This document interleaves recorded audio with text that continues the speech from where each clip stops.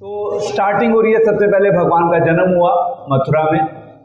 मथुरा के बाद भगवान को शिफ्ट कर दिया गया गोकुल, गोकुल के बाद वृंदावन, वृंदावन के बाद वापस भगवान आए मथुरा, क्योंकि कंस ने विशेष रूप से भगवान को आमंत्रित किया था। तो भगवान ने जब मथुरा में कंस को मार दिया, कंस ने ही आमंत्रित किया था, कंस को लग रहा था कि कंस मरवा देगा कृष्ण को, बट फाइनली कंस ही मर गया। कंस के मरने के बाद कंस की दो पत्नियां थी, एक थी अस्ति और एक थी प्राप्ति। ये दो पत्नियां थी कंस की। एंड हमारे वैदिक सिस्टम में ये परंपरा है कि जब प्रैक्टिकली हस्बैंड की डेथ हो जाती है, तो हस्बैंड की डेथ के पश्चात जो लेडीज होती हैं वो जनरली अपने बच्चों के संरक्षण में रहती हैं।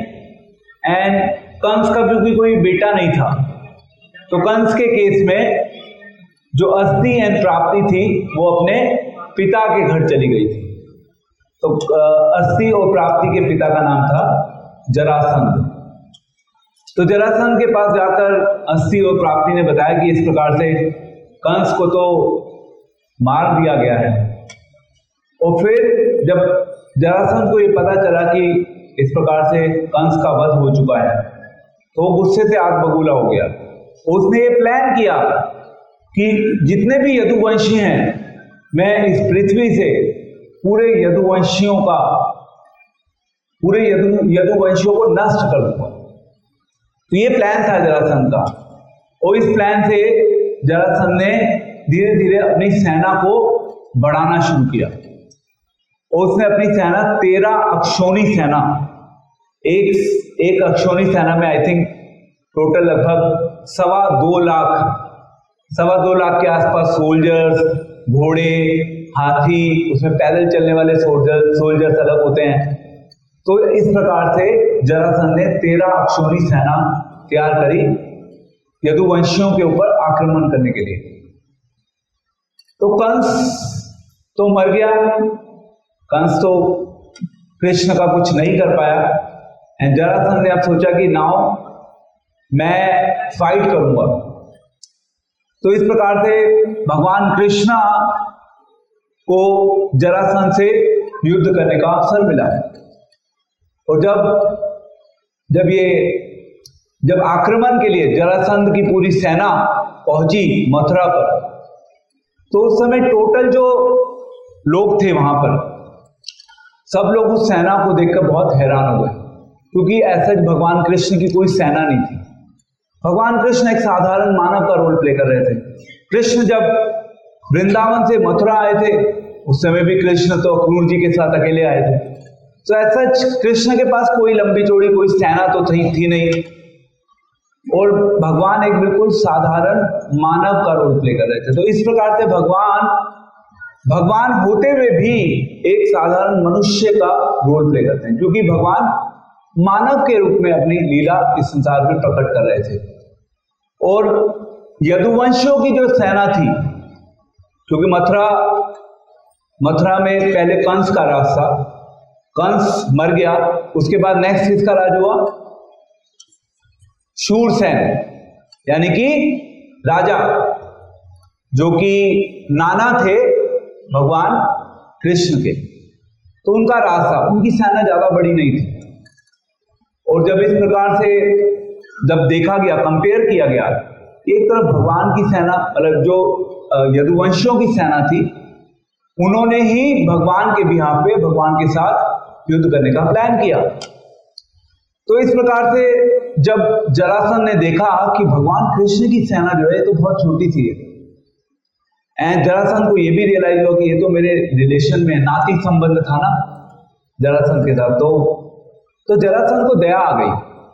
एंड जरासंध ने मन ही मन सोचा कि मेरे लिए युद्ध करना बहुत मुश्किल है, मेरे ही संबंधी हैं, मैं उन संबंधियों से युद्ध नहीं कर पाऊंगा। तो सबसे पहले जरासंध ने भगवान कृष्ण को कोसना शुरू किया। तो भगवान कृष्ण का एक नाम है पुरुषोत्तम, जिसका अर्थ है कि भगवान कृष्ण पुरुषों में उत्तम है। दूसरे शब्दों में भगवान कृष्ण के ना तो कोई समान हो सकता है, ना भगवान कृष्ण से ऊपर कोई हो सकता है। तो इसलिए जो नाम पुरुषोत्तम है, पुरुषोत्तम नाम स्पेसिफिकली भगवान कृष्ण के लिए ही है। परंतु जरासंध ने पुरुषोत्तम नहीं बुलाया भगवान को। जरासंध ने क्या बुलाया? पुरुषाधम। ये वर्ड मैंने भी पहली बार आज पढ़ा। पुरुषाधम मीन्स जो अधम पुरुषों में बिल्कुल नीचे स्तर पे है, यानी कि बिल्कुल अधमी है, सर्वश्रेष्ठ अधमी। तो इस प्रकार से जरासंध ने भगवान कृष्ण को पुरुषोत्तम नहीं कहा। पुरुषों में जो अधम है, अधम पुरुष, एक होता है उत्तम पुरुष और एक है अधम पुरुष, सबसे नीचे। भगवान कृष्ण को ऐसे ऐसे पुकारा। और जो असुर होते हैं, असुर दानव जो होते हैं, क्योंकि जरासंध जो था उसकी भी आसुरिक प्रवृत्ति थी। तो असुरों की प्रवृत्ति होती है कि वो जब दोष निकालते हैं इस संसार में, तो इस संसार के लोगों के दोषों को देखते हैं, वो अपने अंदर दोष नहीं देखते। और इसके अलावा वो अपने मित्रों, अपने संबंधियों में भी दोष नहीं देखते। वो सबसे पहले संसार के लोगों में दोष निकालना शुरू करते हैं। तो जरासंध ने कृष्ण में दोष निकालने शुरू किए, क्योंकि जरासंध लड़ नहीं पा रहा था भगवान से, तो दोष निकालने शुरू किए। सबसे पहले जरासंध ने कहा कि ये जो कृष्ण है, कृष्ण तुमने तो अपने मामा का ही वध कर दिया। मामा कंस भगवान के रिलेशन में थे। उन्होंने कहा कि तुमने तो मामा का ही वध कर दिया, ये शोभा नहीं देता तुम्हें। एंड देन उसके बाद उन्होंने कहा कि तुम तो बचपन से ही, जब भगवान कृष्ण का जन्म हुआ, जन्म के बाद भगवान को शिफ्ट कर दिया गया मथुरा से गोकुल में, तो कहते तो बचपन से ही तुम्हें इस संसार के लोगों के सामने छुपाया गया। अब छुपाना तो बनता था भी भगवान को, नहीं तो कंस मार देता, तो भगवान को छुपाया गया। तो जरासंध ने इस प्रकार से दूसरा दोषारोपण किया भगवान कृष्ण के ऊपर। एंड देन तीसरा जरासंध ने कहा भगवान कृष्ण से कि तुम एक्चुअली क्षत्रिय नहीं हो, तुम्हें युद्ध के स्थान, इस युद्ध में लड़ने की कोई आवश्यकता नहीं है। तो इस प्रकार से जरासंध अलग अलग दोषारोपण कर रहा था भगवान कृष्ण के ऊपर। एंड एक तरफ जरासंध का लड़ने का कोई विचार नहीं था, और दूसरी तरफ उन्होंने बलराम जी से शुरू करी डिस्कशन। इसके बाद तो उन्होंने बलराम जी से कहा कि देखो, अगर तुम्हारे अंदर धैर्य है तो तुम युद्ध करने के लिए आ जाओ, और मेरे थोड़े से इस धैर्य की प्रतीक्षा करो, जल्दी ही तुम्हारा मेरे बाणों से वध हो जाएगा। तो इस प्रकार से जरासंध ने बलराम जी को पुकारा, बलराम जी को ललकारा। अब भगवान कृष्ण ने बोलना शुरू किया। जब बलराम जी को बोला जरासंध ने, तो भगवान कृष्ण ने बोलना शुरू किया। भगवान कृष्ण ने कहा कि अगर तुम वास्तविक शूरवीर हो तो तुम्हें अधिक बातें करने की कोई आवश्यकता नहीं है। शूरवीर बातें नहीं करते, शूरवीर क्या करते हैं? अपने शौर्य का प्रदर्शन करते हैं। तो हमारे सामने बातें मत करो, अगर तुम्हें प्रदर्शन दिखाना है तो तुम अपनी शक्ति का प्रदर्शन दिखाओ। एंड भगवान कृष्ण ने कहा कि जिनकी मृत्यु निकट होती है, ऐसे तो भगवान ने जरासंध को मारा नहीं था, भगवान चाहते तो जरासंध को मार सकते थे। और भगवान दो उसके मुख्य कारण है। एक, ये जो युद्ध हुआ था भगवान कृष्ण एंड जरासंध की सेना के बीच में, जो पहला युद्ध हुआ था, उसका मुख्य लक्ष्य ये था कि भगवान चाहते थे कि इतनी जो जनसंख्या बढ़ चुकी है, भगवान उस जनसंख्या को कम करना चाहते थे। इसलिए भगवान ने युद्ध किया था जरासंध के साथ। और दूसरा लक्ष्य, भगवान ने जरासंध को इसलिए छोड़ा क्योंकि जरासंध जो था वो मगध का राजा था, एंड भगवान कृष्णा मगध के ऊपर अपना अधिकार नहीं जमाना चाहते। जैसे आप जिस राजा को मार देते हो, प्रैक्टिकली उसके बाद उस राज्य का शासन आपके कंट्रोल में आ जाता है। बट भगवान की रुचि नहीं थी। भगवान कहीं कोई ऐसा लंबा चौड़ा शासन इस संसार में क्रिएट नहीं करना चाहते थे। जनरली राजाओं का स्वभाव होता है, राजा क्या करते हैं, एक जगह मारा, एक राजा के पूरी सेना को खत्म कर दिया, उसके बाद वहां पर पूरा अधिकार ले लिया। बट भगवान कृष्ण का ये प्लान नहीं था। भगवान कृष्ण ने जरासंध के साथ जो युद्ध किया उसका एक जो मुख्य लक्ष्य था वो था कि वो जनसंख्या को कम करना चाहते थे। तो फिर भगवान कृष्ण ने कहा कि ठीक है, अब तुम्हारा तो मरने का समय आ गया है। हालांकि भगवान ने छोड़ दिया था जरासंध को। और फिर बलराम जी ने कहा, बलराम जी ने भगवान कृष्ण को बोलना शुरू किया, भगवान से कहा कि अब क्योंकि सब जो यदुवंशी हैं, जो मथुरा के वासी हैं, वो सब दुखी हो रहे हैं, वो सब भयभीत हो रहे हैं। एंड भागवतम में आता है कि भगवान जो है, भगवान का एक नाम है सात्वताम पति। एंड ये जो पति शब्द है ये बहुत महत्वपूर्ण है। हम सब हस्बैंड वाइफ की बात करते हैं, पति पत्नी। पति शब्द का मतलब जो है, कोई बताएगा क्या है पति शब्द? What is the meaning of पति? है आधिपत्य जिसका है। ओके, और कोई? पति, पति पत्नी। देखा जाए तो पति जो शब्द है, पति शब्द का मतलब है रक्षक। जैसे हमारे इस संसार में तो पति और पत्नी के बीच में संबंध होता है, तो इन्हें भी क्योंकि भगवान हम सबके रक्षक हैं, तो इसलिए भगवान हम सभी के पति हैं।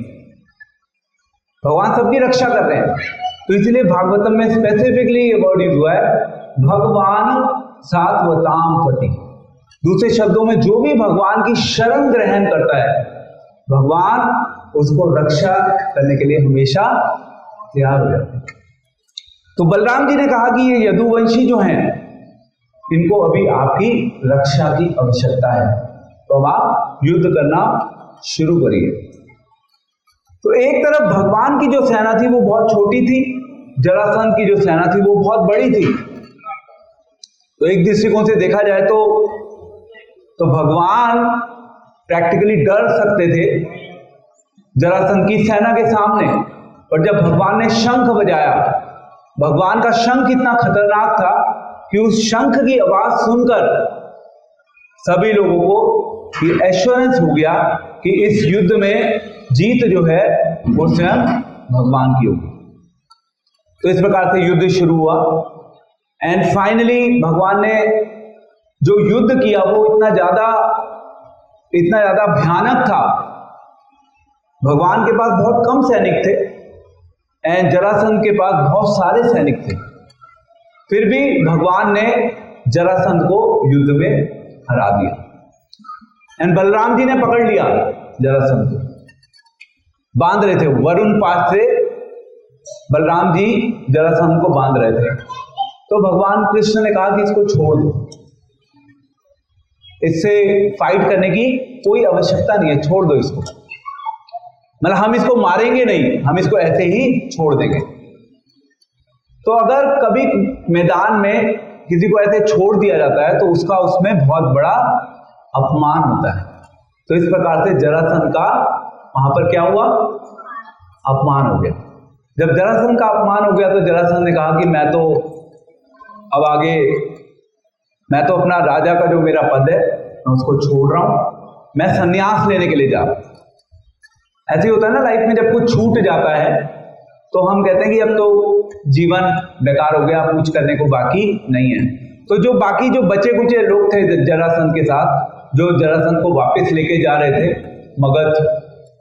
मगध राज्य में, तो उन्होंने कहा कि तुम्हें इस विषय को लेकर बहुत ज्यादा गंभीर नहीं होना चाहिए। तो जैसे अगर कोई फेल हो जाता है एग्जाम में, परीक्षा जब होती है, परीक्षा में कोई फेल हो जाता है तो परिवार के सदस्य कहते हैं कि तुम्हें बहुत ज्यादा चिंता करने की जरूरत नहीं है, तुमने तो अपनी तरफ से बेस्ट किया था। तो ऐसे वो सैनिक कह रहे हैं जरासंध ने कि तुमने अपना शौर्य का प्रदर्शन पूर्ण रूप से दिखाया था, तुम्हारे अंदर कोई कमी नहीं थी। कमी थी तो केवल दो चीजों की कमी थी। एक कि तुम्हारे भाग्य ने तुम्हारा साथ नहीं दिया, पहली बात। दूसरा उन्होंने कहा कि ये तो अल्टीमेटली कर्मों का लेखा जोखा है। तो आप देख सकते हैं कि पहले के समय में जो असुर होते थे, असुर, उन लोगों को भी शास्त्रों का ज्ञान होता था। आज के समय में अनफॉर्चुनेटली समाज में लोगों को शास्त्रों का ज्ञान नहीं है, बट पहले के समय में लोगों को ज्ञान भी होता था और इवन असुर लोग भी उस ज्ञान का एक लेवल तक अपने जीवन में अनुसरण करते थे। बट आज के समय में पहली प्रॉब्लम, समाज में लोगों को ज्ञान नहीं है, ये एक पहला मिसिंग लिंक है। दूसरी प्रॉब्लम, क्या प्रॉब्लम है दूसरी? अगर ज्ञान है तो उस ज्ञान का हम अनुसरण नहीं करते। ये एक मिसिंग लिंक है आज की सोसाइटी में। हमारे पास नॉलेज हो सकती है, बट हम उस नॉलेज का वी डोंट फॉलो दिस। तो भगवान कृष्ण ने इस प्रकार से जरासंध को छोड़ दिया और जरासंध के सैनिकों ने उसको दोबारा से तैयार किया, जरासंध। और इस प्रकार से जरासंध ने कितनी बार युद्ध किया था भगवान कृष्ण के साथ? 17 बार। एंड 17 के 17 बार भगवान ने जरासंध को हराया और छोड़ दिया। एंड जरासंध इतना बेशरम था, वो बार बार हार जाता था और फिर वापस युद्ध करने के लिए आ जाता था। 17वीं बार हार गया, उसके बाद 18वीं बार भी आया। तो वैसे हम इससे एक शिक्षा भी ले सकते हैं। शिक्षा क्या है? जीवन में कभी हार नहीं माननी चाहिए। हमारे जीवन में विषम परिस्थितियां आती हैं, हम बहुत ज्यादा डिस्टर्ब हो जाते हैं, पर जरासंध ने हार नहीं मानी। तो हमें भी जीवन में हार नहीं माननी चाहिए, बट जितना हो सकता है अपने स्तर पे बार बार प्रयास करना चाहिए। तो कभी कभी समाज में ऐसा होता है कि लोग जो स्पेशली स्टूडेंट्स होते हैं ना, जो बच्चे पढ़ाई कर रहे होते हैं, तो कहते हैं प्रभु जी हम बहुत साल से एंट्रेंस दे रहे हैं, 1 साल हो गया एंट्रेंस दिए, दूसरा साल हो गया, 3 साल हो गए, 4 साल हो गए, अब कितना प्रयास करेंगे? तो प्रयास करते रहना चाहिए या रुक जाना चाहिए? क्या कहते हैं आप? आई मीन लेट से एक if there is a girl, उसकी आयु हो गई 30 साल, परिवार से प्रेशर आ रहा है कि भाई शादी करनी है तुम्हारी, परिवार से प्रेशर आ रहा है, हो गया नहीं मुझे अपने एंट्रेंस को क्रैक करना है। तो ऐसे में क्या किया जाएगा? जिसके अंदर थोड़ा सा भी आध्यात्मिक दृष्टिकोण होगा, जो थोड़ा सा स्पिरिचुअली स्ट्रांग होगा, जिसको थोड़ा सा ज्ञान होगा, वो कहेगा शायद ये मेरे लिए नहीं बना हुआ, I should move on in my life, मुझे कुछ और करने के ऊपर कुछ, I should take some other steps. हमारे प्रोफेशन में चार्टर्ड अकाउंटेंसी जो होती है, अभी तो चलो फिर भी इजी हो गया, जब हम चार्टर्ड अकाउंटेंसी के एग्जाम वगैरह देते थे लोग, तो उस समय क्या होता था? सबसे पहले होता था सीए फाउंडेशन। वो फाउंडेशन को क्रैक करना मतलब एक बहुत बड़ा, एक अपने आप में लाइफ का एक मुश्किल एजेंडा होता था। फिर आप फाउंडेशन क्रैक करते हो, उसके बाद आ जाता है इंटरमीडिएट। इंटरमीडिएट में भी 2 ग्रुप होते हैं, फिर फाइनल में भी 2 ग्रुप होते हैं। तो बहुत टाइम लगता है और उसमें सक्सेस का जो परसेंटेज है कितना है? Anyone would like to guess? पहले बहुत कम था, अब वो 5 to 10% की कैटेगरी में आ गई। पहले तो बहुत ही कम था, अब क्योंकि मार्केट में जरूरत है तो अब फिर भी निकाल देते हैं, बट पहले के टाइम में बहुत ज्यादा कंपटीशन है। So you can say in between 5 to 10%। अब 5 to 10% की कैटेगरी में आना आसान नहीं होता। आज के समय में तो अगर आप लक्ष्मी नगर में जाएंगे तो लक्ष्मी नगर में एक से एक परफेक्ट कोचिंग अवेलेबल है, इतनी फैसिलिटीज अवेलेबल हैं और सभी बच्चे तैयारी करते हैं। ऐसा नहीं कि बस टाइम पास करने के लिए एग्जाम दे दिया, सभी तैयारी करते हैं, बट एग्जाम को क्रैक करना आसान नहीं होता। वो 5 to 10% की कैटेगरी में आना एक मुश्किल कार्य होता है। और हम बार बार प्रयास करते रहें, उस प्रोसेस में क्या होता है, हमारा समय निकल जाता है। भौतिक संसार में तो ऐसे ही चलता है। बट हाँ, अब वही प्रयास अगर हम आध्यात्मिक जीवन के उत्थान के लिए लगाएं तो देन इट इज वेलकम। दूसरे शब्दों में, यदि हम वही प्रयास भगवान के साथ अपना कनेक्शन बनाने के लिए लगाएं, क्योंकि भक्ति में भी अब प्रयास होता है ना, हम सब अपने अपने स्तर पे थोड़ा थोड़ा प्रयास कर रहे हैं, कोई थोड़ा कम कर रहा है, कोई थोड़ा ज्यादा कर रहा है, सबके जीवन की परिस्थितियां अलग हैं। बट भगवान हम सभी का प्रयास देखते हैं। भगवान तो क्योंकि हम सबका वेट कर रहे हैं ना, आप आज ये कार्यक्रम हो रहा है यहां पे, भगवान इन ए वे दीपदान के माध्यम से हम सबको अपनी ओर बुलाने का प्रयास कर रहे हैं। भगवान कह रहे हैं please come to me, I am waiting for you. भगवान कृष्ण हम सबका इंतजार कर रहे हैं। और भगवान आई मीन टू से, हम जानते हैं सब, हम लोग जन्माष्टमी मनाते हैं, रामनवमी मनाते हैं, भगवान के अलग अलग उत्सव को मनाते हैं। वो उत्सव जितने भी होते हैं भगवान के उत्सव हमें आमंत्रित करते हैं। भगवान के उत्सव आमंत्रण होता है कि यस, कितने समय तक तुम इस संसार में अपने आप को झोंकते रहोगे, कितने टाइम तक अपना समय वेस्ट करोगे इस संसार में। इस संसार से बाहर निकलो, मेरे पास आने का प्रयास करो। भगवान हमारा प्रयास देखते हैं। एंड भौतिक संसार में ज्यादा प्रयास काम नहीं करता। भौतिक संसार में ज्यादा प्रयास अल्टीमेटली कहीं ना कहीं उसका कनेक्शन किसके साथ होता है, हमारे भाग्य के साथ होता है। भगवान की भक्ति में ऐसा नहीं है। भक्ति के साथ भाग्य का कनेक्शन होता है या नहीं होता, होता है या नहीं होता। भक्ति में भाग्य का ज्यादा बड़ा रोल नहीं है, आपके प्रयास का रोल है। ऐसा हो सकता है कि आप अपने जीवन में अपना प्रयास 100 गुना कर दो। आपके प्रयास को देखकर भगवान, आपने शायद जीवन में पहले कुछ ना भी किया हो, भगवान आपके प्रयास को देखकर भगवान आपसे आकर्षित हो सकते हैं, भगवान आपसे प्रभावित हो सकते हैं और भगवान आपको अपनी ओर बुला सकते हैं। ये भगवान का अरेंजमेंट है। तो इसी प्रकार से भगवान ने कार्तिक मास का महीना हम सभी के लिए बनाया, जिससे कि हम भगवान की ओर आकर्षित हो सके, हम भगवान से अपने संबंध को दोबारा से जोड़ सके। तो हम बात कर रहे थे इस प्रकार से,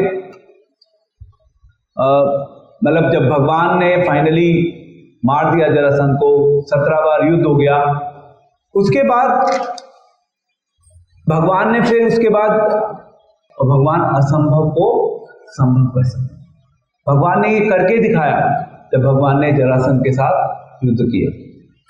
1 बार, 2 बार, 3 बार, 4 बार, 17 बार जरासंध को भेज दिया। तो आपके माइंड में ये प्रश्न आ सकता है कि भाई जरासंध को भगवान ने मारा क्यों नहीं। फाइनली बाद में हुआ था, बट 17 बार भगवान ने इस प्रकार से जरासंध को वापस भेज दिया। एंड फिर उसके बाद नारद जी ने काल्यवन को कहा कि भाई अब तुम्हें लड़ना है यदुवंशियों से। तो एक तरफ काल्यवन, दूसरी तरफ जरासंध, उन दोनों के बीच में आपस में, मतलब वो दोनों यदुवंशियों को मारना चाहते थे। तो एक तरफ काल्यवन और दूसरी तरफ ये जरासंध, वो दोनों एक ही टाइम पे आक्रमण करने वाले थे यदुवंशियों के ऊपर। अब जब वो आक्रमण कर रहे थे तो फिर भगवान ने सोचा कि अब मुझे इस मथुरा के स्थान को प्रोटेक्ट करना होगा। अब उसका वर्णन शास्त्रों में द्वारका के रूप में भी आ रहा है। भगवान ने जब द्वारका में दुर्ग बनाया था, एक बहुत बड़ा किला भगवान ने बनाया था, जो मथुरावासी थे उन सभी मथुरावासियों की रक्षा करने के लिए। तो भगवान हमेशा अपने भक्तों की रक्षा करने के लिए तैयार होते हैं। बट किसकी रक्षा करने के लिए तैयार होते हैं? अभी मैंने एक कंडीशन लगाई है, किसकी रक्षा करने के लिए तैयार होते हैं? भगवान भक्तों की रक्षा करने के लिए तैयार होते हैं। भगवान की एक है साधारण रक्षा जो सभी के लिए अवेलेबल है, बट भगवान की एक है विशेष रक्षा जो उनके लिए अवेलेबल है जो भगवान की शरण लेते हैं। जैसे कल हमने डिस्कस किया था, एक तरफ था अरिष्टासुर और दूसरी तरफ थी गोपियां। तो अरिष्टासुर क्योंकि भगवान से लड़ना चाहता था तो भगवान ने मार दिया उसको, पर गोपियां क्योंकि भगवान को देखना चाहती थी, गोपियों की नयनों के लिए, गोपियों की आंखों के लिए उत्सव का विषय था भगवान को देखना, तो उनके साथ भगवान का ट्रीटमेंट अलग था। भगवान का ट्रीटमेंट जैसी हमारी भावना होती है उसके अनुसार होता है। इसलिए गीता में कृष्ण कहते हैं, ये यथा मां प्रपद्यन्ते ताम सेव भजाम्यहम्। जिस भावना से तुम जाओगे भगवान उसी के अनुसार आपके साथ आदान प्रदान करेंगे। कई बार कुछ ऐसे भी लोग होते हैं जो भगवान के साथ बिजनेस करना चाहते हैं, व्यापार, उसी भावना से जाते हैं कि मंदिर आएंगे, हम भगवान को 10 रुपए देंगे, उसके बदले भगवान हमारे बैंक अकाउंट को भर दें, हम कुछ दान करेंगे उसके बदले हमें कुछ मिल जाए। दूसरे शब्दों में हमारे हृदय में बदले की भावना होती है। एक भक्त जो होता है वो शुद्ध स्तर पे कभी भी भगवान से कुछ लेना नहीं चाहता, उसकी प्रवृत्ति केवल भगवान को देने में ही होती है। तो भगवान ने मथुरा वासियों की रक्षा के लिए एक बहुत बड़े दुर्ग का, किले का निर्माण किया था, और फिर उसके बाद भगवान वहां पर जब वो जो किला बनाया गया था तो उस समय बहुत से देवता लोग आए अलग अलग उपहार देने के लिए। कोई कुछ लेके आ रहा है, कोई पारिजात लेके आ रहा है, कोई सुधर्मा भवन लेके आ रहा है, सबने अलग अलग गिफ्ट दिए थे भगवान को। तो देवता लोगों को एक अवसर मिला था भगवान की सेवा करने का, उन्होंने उपहार के रूप में भगवान को अलग अलग वस्तुएं प्रदान की थी। इस भौतिक संसार में जब भगवान थे तो भगवान इस प्रकार से देवताओं की सेवा स्वीकार करें, और हम सभी के लिए शिक्षा है कि हम भी भगवान को कुछ ऑफर करें। भगवान स्वीकार करेंगे यदि उसमें थोड़ा सा भी प्रेम का एलिमेंट जुड़ा हो, क्योंकि भगवान चाहते हैं कि हम सभी भगवान से प्रेम करें, और प्रेम की शुरुआत होती है सेवा से। अब सेवा जो होती है वो सेवा 3 स्तर पे होती है, 3 स्तर है। सबसे पहला है फिजिकल सेवा। फिजिकल सेवा मीन्स शरीर को भगवान की सेवा में लगाना। तो आप सब अपने अपने घरों से आए हैं, तो घरों से चल के आना भी क्या है, एक फिजिकल सेवा है, आपने अपने शरीर को लगा दिया। हो सकता है आपका मन कहीं और घूम रहा होगा, जब आप रास्ते में चलकर आ रहे होंगे तो आपका मन और बहुत सारी चीजों के बारे में चिंतन कर रहा होगा, बट फिर भी आपने फिजिकली एक प्रयास किया भगवान के कार्यक्रम में आने का। यहां से शुरुआत होगी। This is step 1। स्टेप 2 क्या है? फिजिकल के बाद मानसिक, शारीरिक के बाद मानसिक सेवा। तो अब आप प्रोग्राम में आके बैठ गए, प्रोग्राम में आकर बैठ गए, तो अब आपका धीरे धीरे थोड़ा मन भगवान में लगना शुरू हुआ। आप भगवान के बारे में सोचना शुरू करेंगे। आप जब भगवान का कीर्तन करेंगे तो कीर्तन ऐसा नहीं कि केवल शब्दों का कीर्तन है कि हम बोले हरे कृष्णा कृष्ण कृष्ण हरे हरे, हरे राम राम राम हरे। उन शब्दों के पीछे भावनाएं जुड़ी, और वो भावनाएं कहां पे होती हैं हमारी? स्टोर। सेकेंड कंपोनेंट मानसिक, हमारे मन में हमारी भावनाएं स्टोर्ड है ना सारी। हम मन में ना, हम सब लोग इंप्रेशंस क्रिएट करते हैं, अलग अलग इंप्रेशंस, जिनको हम बोलते हैं अपने वैदिक शब्दों के अनुसार संस्कार। एक धार्मिक कार्यक्रम में आना मीन्स आपका एक अच्छा संस्कार विकसित होना शुरू हो गया। आपने अपने मन को लगा दिया तो वो मन आपके एक एसेट के रूप में आपके उस बैंक अकाउंट में वो चला गया। आपने भगवान की सेवा कर दी, और भगवान आपकी सेवा जब देखेंगे तो भगवान आपकी उस सेवा से आकर्षित हो जाए। इस भक्त ने मेरी सेवा की है, तो ये जो कार्यक्रम है, ये कार्यक्रम हम सभी के लिए एक विशेष अवसर है कि हम सभी मिलकर भगवान की सेवा करें। तो आपके पास सेवा करने की दो फैसिलिटी हैं। एक सेवा वो है इसमें आप व्यक्तिगत स्तर पे सेवा करते हैं, इंडिविजुअली। आप सब यहाँ पर राजधानी एनक्लेव में रहते हैं, तो आप मंदिर भी आते होंगे, मंदिर में आके भगवान के दर्शन करते होंगे, भगवान को प्रणाम करते होंगे। तो ये हो गई आपकी व्यक्तिगत सेवा। आप घर पे भी कुछ मे बी भगवान के नाम का जप करते होंगे, ध्यान लगाते होंगे समथिंग, या कुछ अध्ययन करते होंगे, वो आपकी व्यक्तिगत सेवा है। और एक होती है सामूहिक सेवा। सामूहिक सेवा मीन्स जब हम सब लोग मिलकर सेवा करते हैं। और जब हम कोई भी चीज, कोई भी एक्शन, कोई भी क्रिया अपने जीवन में मिलकर करते हैं, तो उसका जो इफेक्ट होता है मल्टीप्लाई हो जाता है। क्योंकि कलयुग में क्या है, कलयुग में संगो शक्ति कलियुगे। इस कलयुग में अगर किसी चीज में शक्ति है तो वो है संग में। अगर हम संग में रहेंगे तो हम बहुत अच्छे से सेवा कर पाएंगे। ये श्रील प्रभुपाद ने जो international society for Krishna consciousness ISKCON की स्थापना करी, उस इस्कॉन का एक जो मेन एजेंडा है, मेन लक्ष्य है, वहां पे एक वर्ड हुआ यूज, सोसाइटी। सोसाइटी का मतलब क्या होता है?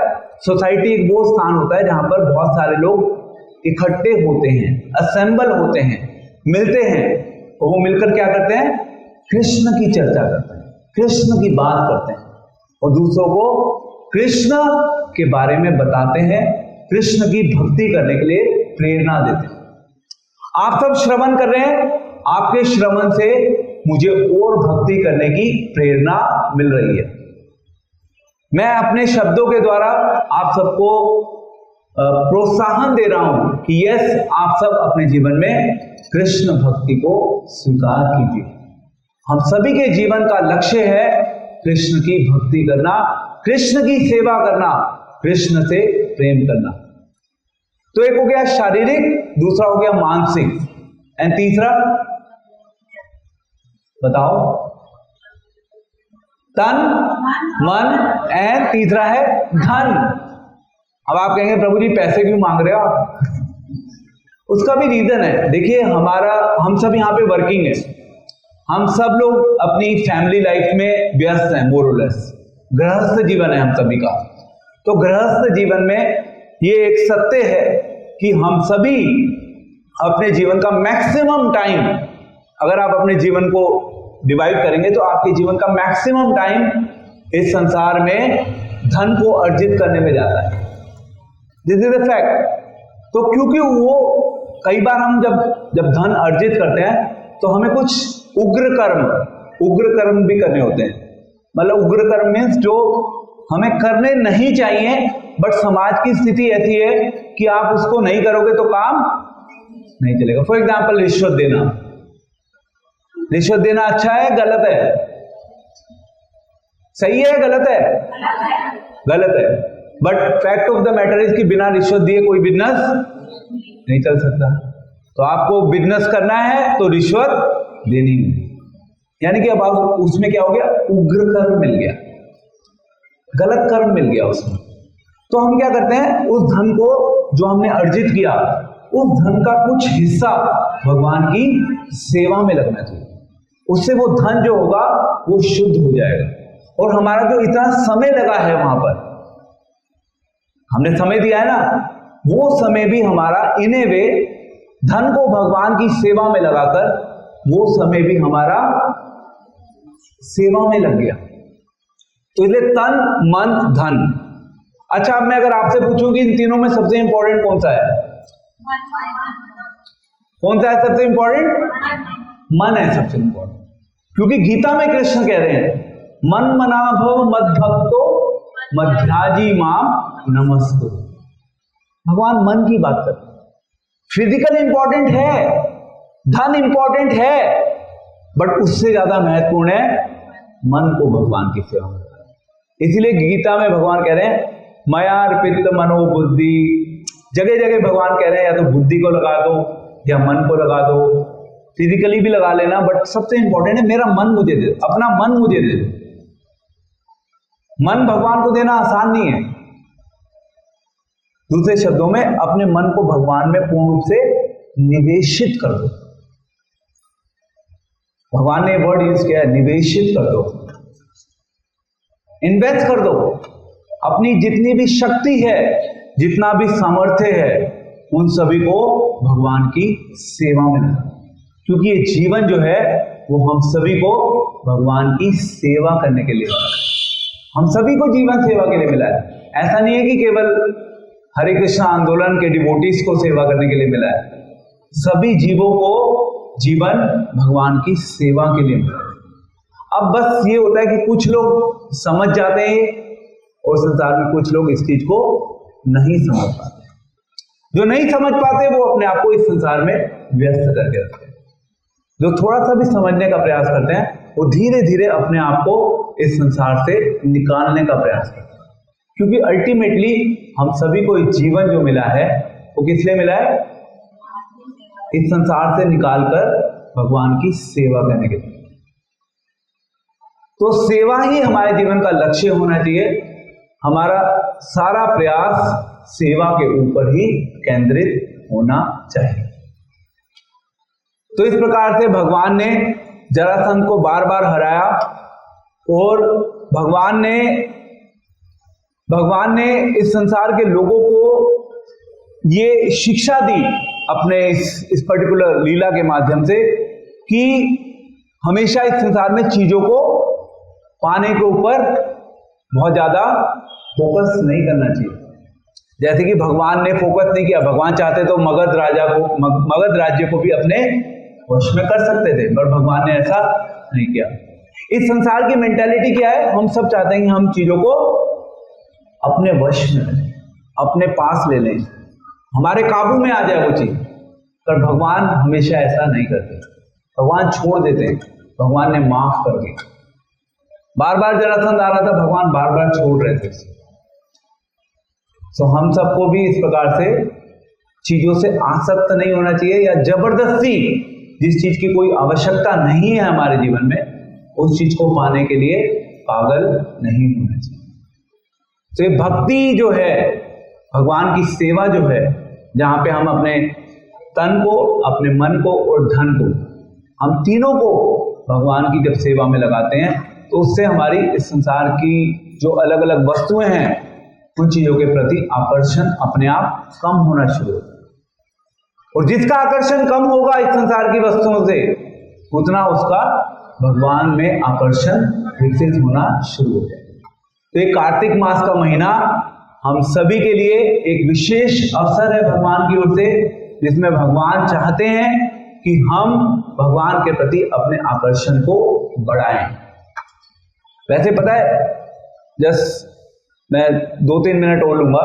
आज की सोसाइटी में ना, जितने भी हम समाज में धार्मिक लोग हैं, हम सभी लोग, हमारे समाज में एज सच अगर आप देखें तो हमारे समाज में एज सच भक्ति में आगे बढ़ने का कोई कॉन्सेप्ट नहीं है। मंदिर जाते हैं, कोई भगवान को दीपक दिखाते हैं, अगरबत्ती दिखाते हैं, फूल भी चढ़ा देते हैं, प्रसाद भी भगवान को ऑफर करते हैं। वो जो हम करते हैं, हमें लगता है कि वो ही हमारा एक स्तर है, उससे आगे कुछ करने की आवश्यकता नहीं है, बढ़ने की जरूरत नहीं है, जो कर रहे हैं वो ही है। बट जब हम इस्कॉन से जुड़ जाते हैं तो वहां पे कहते हैं बढ़ाओ, और करो, और करो, और करो, क्योंकि सेवा का अल्टीमेट लक्ष्य क्या है? सेवा का लक्ष्य क्या है? सेवा का लक्ष्य है प्रेम। अगर आपने सेवा को एक फिक्स कर दिया कि मैं इतनी सेवा करूंगा, इतनी सेवा करूंगी, तो फिर आप प्रेम तक नहीं पहुंच पाओगे। ठीक है, थोड़ा आकर्षण विकसित हो जाएगा, आप अपने जीवन में कर्तव्य के रूप में मंदिर भी आओगे, जल भी चढ़ाओगे, प्रसाद भी चढ़ाओगे, सब कुछ करोगे, बट आपने अपने आप को रोक दिया। आपने अपना एक स्तर कहा कि बस इतना ही करना है। भगवान के साम्राज्य में भक्ति करने की कोई सीमा नहीं होती, क्योंकि भगवान असीमित है, इसलिए भगवान की भक्ति भी असीमित है, भगवान की सेवा भी असीमित है।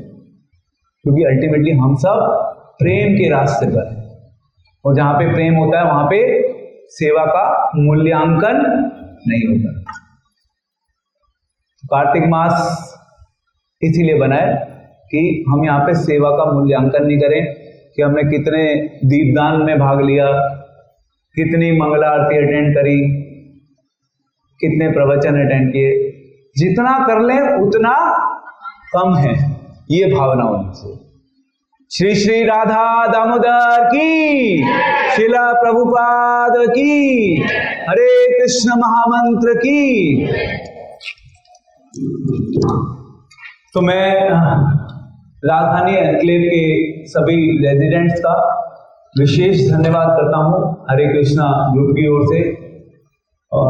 आज हमारा ये इस राजधानी एनक्लेव में पहला कार्यक्रम है और आप सबने उत्साह के साथ इस कार्यक्रम में भाग लिया।